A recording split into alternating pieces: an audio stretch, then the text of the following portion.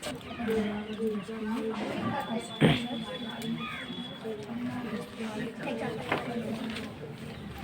Math classes में मैं यशपाल सिंह आपका स्वागत करता हूं। देखिए, आज हम पढ़ रहे हैं आपकी कक्षा 8 की प्रश्नावली 11.2 और 11.2 के प्रश्न संख्या 2 देखेंगे। जो विद्यार्थी मेरे चैनल पर पहली बार आए हैं वो चैनल को सब्सक्राइब करें तथा वीडियो को देखने वाला प्रत्येक विद्यार्थी वीडियो को लाइक करें। देखिए, प्रश्न संख्या 2 में क्या कहा गया है। प्रश्न संख्या 2 में कहा गया है कि एक समलंब चतुर्भुज का क्षेत्रफल 34 सेंटीमीटर स्क्वायर, बात नहीं करेगा कोई विद्यार्थी। एक समलंब चतुर्भुज है जिसका क्षेत्रफल 34 सेंटीमीटर स्क्वायर है और उनकी ऊंचाई है 4 सेंटीमीटर, जिसमें से एक समांतर भुजा 10 सेंटीमीटर है की है, तो दूसरी समांतर भुजा यहाँ तो देखिए सबसे बड़ी बात यह है कि कोई भी प्रश्न में हमें दिया क्या हुआ, क्या दिया है, समलंब चतुर्भुज का क्षेत्रफल, तो हम इसी का सूत्र लगाएंगे। समलंब चतुर्भुज का क्षेत्रफल, समलंब चतुर्भुज का क्षेत्रफल का सूत्र होता है 1/2 इंटू समांतर भुजाओं का योग, समांतर भुजाओं का योग इंटू उनके बीच की दूरी। बीच की दूरी कहा जाए अथवा ऊंचाई कहा जाए, बात एक ही होगी। ठीक है, तो समलंब चतुर्भुज का क्षेत्रफल कितना दिया हुआ है 34 बराबर 1/2 इंटू समांतर भुजाओं का योग। एक समांतर भुजा कितने की है, x की 10 की है, दूसरी कितने की है नहीं पता, तो उसको मान लेंगे। माना दूसरी समांतर भुजा काय की है x की, 10 + x इंटू उनके बीच की दूरी कितनी दी हुई है 4, कितनी दी हुई है 4। बात समझ में आई। समलंब चतुर्भुज का क्षेत्रफल दिया हुआ है 34, 1/2 के स्थान पर 1/2 इंटू समांतर भुजाओं का योग। एक भुजा 10 की है, दूसरी भुजा कितने की है x की, तो समांतर भुजाओं का योग 10 + x मान लिया है x इंटू उनकी बीच की दूरी कहा जाए अथवा ऊंचाई कही जाए कितनी है 4। ये कितनी बार कट जाएगा यार, 2 बार कट जाएगा। कितनी बार कट जाएगा 2 बार। देखिए, अब थोड़ी सी गलती कर जाते हैं विद्यार्थी, ये कोष्टक लगा हुआ है, क्या लगा हुआ है 2 का, इसके साथ में क्या होगा गुणा, 2 का 10 से गुणा करोगे तो कितना हो जाएगा 20 और 2 का x से करोगे तो 2x है ना। अब इसका क्या करेंगे पक्षांतरण, क्या करेंगे पक्षांतरण।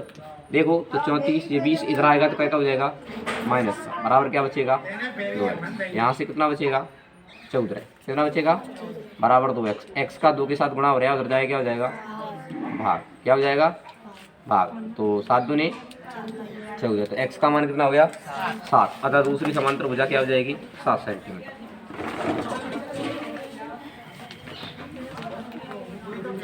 अतः दूसरी समांतर भुजा 7 सेंटीमीटर। बात समझ में आई। तो वीडियो को देखने वाला प्रत्येक विद्यार्थी वीडियो को लाइक जरूर करें।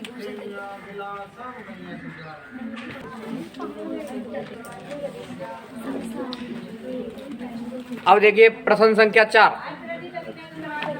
में कहा गया है कि एक चतुर्भुज के आकार का खेत है। कोई चतुर्भुज के आकार का खेत है, हमें नहीं पता कैसा चतुर्भुज है, केवल क्या कहा गया है चतुर्भुज, चतुर्भुज के आकार का खेत है। फिर आगे कहा गया है इसका विकर्ण 24 मीटर का है।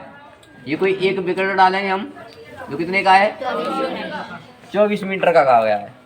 ठीक है, फिर आगे क्या कहा है कि शेष सम्मुख शीर्षों से इस विकर्ण पर खींचे गए लंब 8 मीटर व 13 मीटर के हैं। शेष 2 शीर्ष ये बचे, एक शीर्ष से डाल रहे हैं, एक विकर्ण कितने का होगा 8 मीटर का, और दूसरे से डाल रहे हैं ये विकर्ण कितने का होगा 13 मीटर का। कितने का होगा 13 मीटर का होगा। बात समझ में आई। मैंने नाम लिख लूंगा मैं, ABCD कोई खेत है जो एक चतुर्भुज के आकार का है, जिसका कोई एक विकर्ण है वो कितने का है 24 मीटर का। कितने का है 24 मीटर का। तो देखिए ये एक शीर्ष और एक शीर्ष से विकर्ण डाला तो ये तो 24 मीटर का हो गया। अब शेष शीर्ष ये बच्चे दो, इनसे इस विकर्ण पर लंब डाले गए हैं, तो एक की लंबाई 8 मीटर और एक की लंबाई 13 मीटर है। तो इस खेत का क्षेत्रफल ज्ञात कीजिए। अब ये चतुर्भुज का कोई प्रकार नहीं बताया हमें, चतुर्भुज का कोई तो क्या कहेंगे सामान्य चतुर्भुज। कैसा चतुर्भुज सामान्य चतुर्भुज। तो सामान्य चतुर्भुज का क्षेत्रफल का सूत्र क्या होता है 1/2 इंटू विकर्ण पर शेष शीर्षों से डाले गए लंबों का योग,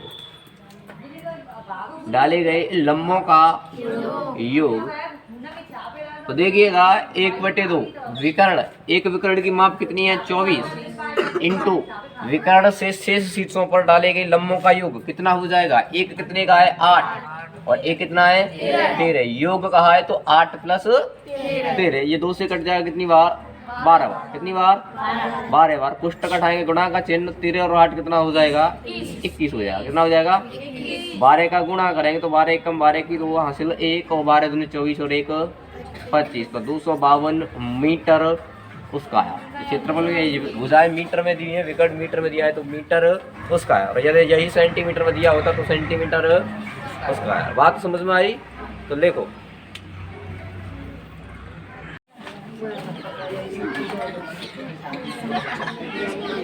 देखिएगा प्रश्न संख्या 6, आवाज नहीं।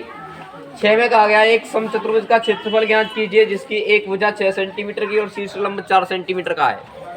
एक समचतुर्भुज की भुजा दी हुई है, समचतुर्भुज है कोई जिसकी भुजा कितने की है 6 सेंटीमीटर की और शीर्ष लंब कितने का है, शीर्ष लंब 4 सेंटीमीटर का है। फिर आगे क्या कहा गया है,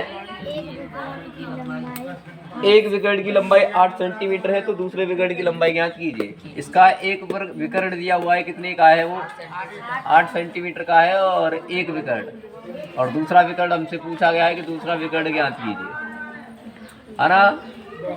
इधर देखो, एक समचतुर्भुज का क्षेत्रफल भी ज्ञात करना है और दूसरे विकर्ण की लंबाई भी ज्ञात करनी है। देखिए मैं चित्र बनाने की कोशिश करूं तो कोई समचतुर्भुज कुछ इस प्रकार से होगा।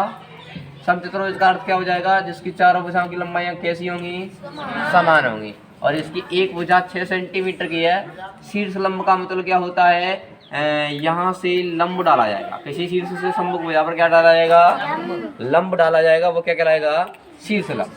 वो कितने का है 4 सेंटीमीटर का। और कहा गया है कि एक विकर्ण है वो कितने का है 8 सेंटीमीटर का है और दूसरा विकर्ण ज्ञात कीजिए। देखिए फिलहाल यहाँ हमें समचतुर्भुज कहा है, लेकिन ध्यान रखना जब मैंने 3 प्रश्नावली पढ़ाई थी तो समचतुर्भुज एक समांतर चतुर्भुज होता है। कैसा होता है, समांतर चतुर्भुज होता है। तो देखिए समचतुर्भुज कहें या समांतर चतुर्भुज कहें, तो मैं यहाँ ऐसे लिखूंगा, यहाँ समचतुर्भुज का क्षेत्रफल। देखिए समचतुर्भुज के क्षेत्रफल का सूत्र मैंने 1/2 इंटू विकर्णों का गुणनफल लिखाया था। एक तो लिखाया था 1/2 इंटू विकर्णों का, लेकिन यहाँ लंब दिया है हमें। क्या दिया है, लंब दिया है, तो इसका उपयोग करेंगे तो आधार गुणा ऊंचाई हो जाएगा। क्या हो जाएगा सूत्र, आधार गुणा, और आधार गुणा ऊंचाई काय का होता है, समांतर चतुर्भुज का। काय का होता है, तो समांतर चतुर्भुज और समचतुर्भुज लगभग एक ही होती है। ठीक है, हम समचतुर्भुज को समांतर चतुर्भुज कह सकते हैं। बात समझ में आएगा, समचतुर्भुज को समांतर चतुर्भुज कह सकते हैं, इसलिए यहाँ आधार गुणा ऊंचाई हो जाए, क्योंकि यहाँ क्या दिया हुआ है, आधार। और मैंने कल बताया था जिस भुजा पर लंब गिरता है वह भुजा आधार कहलाती है और लंबवत भुजा क्या कहलाती है, ऊंचाई। तो ये इस भुजा पर लंब गिर रहा है तो ये क्या हो जाएगा, लंब, और जिस भुजा पर गिर रहा है वो क्या होगा, आधार। तो आधार कितना हो जाएगा 6 और ऊंचाई कितनी हो जाएगी 4, तो 6 चौको 24 सेंटीमीटर उसके हो जाएगा। बोलो इतनी सी बात समझ में आई ना, है ना। क्योंकि यहाँ इस चतुर्भुज में हमारे पास आधार भी है और ऊंचाई भी है, इसीलिए हमने क्या सूत्र लगा दिया, आधार गुणा ऊंचाई लगा दिया। अब देखो दूसरी बात कि एक विकर्ण दिया हुआ है 8 सेंटीमीटर का, दूसरा विकर्ण पूछा है और हमसे क्या कहा है, समचतुर्भुज है। तो देखो समचतुर्भुज के क्षेत्रफल का सूत्र क्या होता है, एक और समचतुर्भुज के क्षेत्रफल का सूत्र होता है 1/2 इंटू विकर्णों का गुणनफल, विकर्णों का गुणनफल। तो देखिएगा समचतुर्भुज का क्षेत्रफल ज्ञात किया था, और ये बात मैंने आपको कल बताई थी कि एक आकृति का क्षेत्रफल कोई सी भी विधि से निकालो, क्षेत्रफल कितना आएगा, वही आएगा। तो ये इस क्षेत्रफल का, इस आकृति का हमने क्षेत्रफल निकाला था, अभी कितना आया था, तो यहाँ भी प्रयोग में कितना ले सकते हैं 24।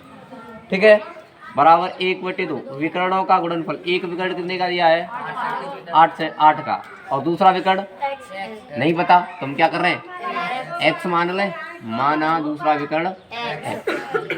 ठीक है, 2 का इससे गुणा करेंगे तो कितना हो जाएगा जी 4, तो 24 बराबर 4 का x से गुणा करोगे तो x का 4 के साथ में क्या हो रहा है, गुणा, तो उधर जाके क्या हो जाएगा भाग, तो x का मान कितना आ गया 6, अतः दूसरा विकर्ण कितने का हो जाएगा 6 सेंटीमीटर का। बात समझ में आई, दूसरा विकर्ण बराबर 6 सेंटीमीटर। लिख लो।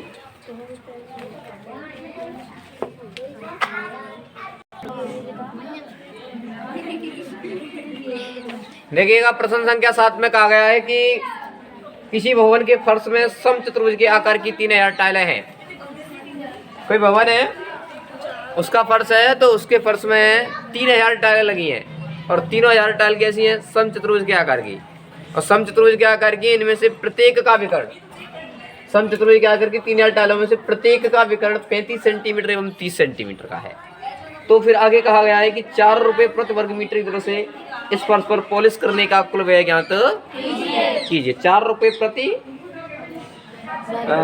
वर्ग मीटर कहा है। क्या कहा है? मीटर कहा है। आवाज ना करेंगे। प्रति वर्ग मीटर की तरह से देखो, तो पहले 3000 टाइलों का क्षेत्रफल ज्ञात करेंगे। क्या करेंगे? क्षेत्रफल ज्ञात करेंगे। तो देखो 3000 समचतुर्भुज के आकार की टाइलों का क्षेत्रफल, बात ना करेंगे। तो देखिएगा समचतुर्भुज का क्षेत्रफल क्या होता है? 1/2 इंटू समांतर भुजाओं का योग, सॉरी समचतुर्भुज का है ना, तो समचतुर्भुज का होता है 1/2 इंटू विकर्ण इंटू विकर्णों का गुणनफल। क्या होता है? विकर्णों का गुणनफल होता है। आवाज ना करेंगे और इधर समझें। ये तो 1 का होता है, हमारे पास कितनी है? इतनी 3000। तो 3000 का क्या कर देंगे?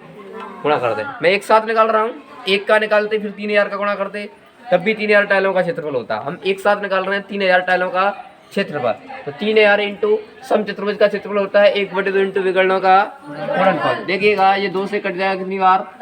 1500 बार। कौन है लड़का? कितनी बार? 1500 बार। देखिए 1500 इंटू विकर्णों का गुणनफल। एक विकर्ण 45 सेंटीमीटर का है और एक कितने का है? 30 सेंटीमीटर का। देखिए गुणा किया जाए तो 1500 और देखो 1 0 हो जाएगा और 5 पंदे की 5 हासिल लागी 1 और 4 12 और 1 1350। इन दोनों का गुणा किया जाए तो 1 2 3 0 हो जाएंगी। कितनी हो जाएंगी? 15 का गुणा करें 15 पंजे 75 की, 15 पंजे 75 की 5 हासिल 7 और 15 45, 45 और 7 कितना हो जाएगा? 45 और 7 52, 52 की 2 हासिल 5 और 15 एकम 15 और 15 और 5 20, है ना? कितना हो जाएगा? 15 5 नहीं आई बात समझ में? देखिए ये गुणा गलत करवा दिया आपने। 1 2 3 कितनी जीरो हो गई? 3 जीरो। 15 का 15 पंजे 75 की 5 हासिल 7, 15 3 45 और 45 और 7 हो जाएगा 52 की 2 हासिल 5 और 15 एकम 15 15 5 20। सही तो था, पहले भी इतना ही था सेंटीमीटर स्क्वायर। सही था ना? पहले भी इतना ही था। हाँ इधर देखो, बातें नहीं करोगे। अच्छा ध्यान रखना, अब प्रश्न में आगे क्या पूछा गया है? 4 रुपए प्रति मीटर स्क्वायर। क्या पूछा है? 4 रुपए प्रति मीटर स्क्वायर। हमारे पास क्या है? सेंटीमीटर स्क्वायर है। इसको क्या करेंगे? मीटर स्क्वायर में बदलेंगे। इसको मीटर स्क्वायर में बदलना गौर से समझो। पहले मीटर स्क्वायर में बदलेंगे। सेंटीमीटर स्क्वायर को किसमें बदलना है? मीटर स्क्वायर को। आपको पता है कि 1 मीटर में कितने सेंटीमीटर होते हैं? 100। कितने होते हैं? 100 सेंटीमीटर होते हैं। अब सेंटीमीटर को मीटर में बदलेंगे तो 100 का क्या देंगे? भाग देंगे। लेकिन इधर देखना 20 25 और इसके बाद में 3 जीरो कुछ ऐसे लिखा हुआ है, 100 का भाग देंगे। ध्यान रखना ये सेंटीमीटर स्क्वायर है। क्या है? सेंटीमीटर। फिर कितनी बार करोगे 100 का गुणा? 2 बार करेंगे। कितनी बार करेंगे? 2 बार करेंगे। 2 जीरो से 1 जीरो से इसमें इसका भाग दोगे तो क्या हो जाएगा? ये 202.5 मीटर स्क्वायर हो जाएगा। क्या हो जाएगा? Metre square. अभी देखो, अभी टोटल खर्चा निकालेंगे। 4 रुपए प्रति मीटर स्क्वायर की दर से पॉलिश करने का कुल व्यय। पॉलिश करने का कुल व्यय तो 1 मीटर स्क्वायर पर 4 रुपए का खर्चा आता है। हमारे पास 202.5 है, तो 202.5 का 4 से क्या कर देंगे? गुणा करें। 4 पंजे 20 की 0 हासिल 2 और 4 दूने 8, 8 और 2 10 की 0 हासिल 1, 0 करोगे तो 1 हो जाएगा। 4 दूने 1 अंक बाद पॉइंट लग जाएगा। तो कितने रुपए बन गए? 810 रुपए। कितने रुपए बन गए? 810 रुपए। अतः फर्श की पॉलिश करने में कितने रुपए खर्च आएगा? 810 रुपए खर्च आएगा। देखो देखिए प्रश्न संख्या 8। अरे बात नहीं लला। प्रश्न संख्या 8 में कहा है कि मोहन एक समलंब के आकार का खेत खरीदना चाहता है। चित्र दिया हुआ है बगल में और कहा है कि इस खेत की नदी के साथ वाली भुजा सड़क के साथ वाली भुजा के समांतर है। यानी ये खेत है तो ये नदी के साथ वाली ये खेत की भुजा है और ये सड़क के साथ वाली भुजा है, तो ये आपस में कैसी है? समांतर है। और आगे कहा गया है समांतर है और लंबाई में दोगुनी है। यानी जो नदी के साथ वाली भुजा है वो सड़क के साथ वाली भुजा से कैसी है? लंबाई में समांतर होने के साथ साथ नदी वाली भुजा है वो दोगुनी है।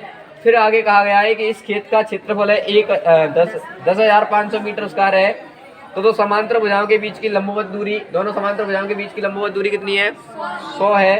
तो फिर आगे हमें पूछा है नदी के साथ वाली भुजा की लंबाई क्या है?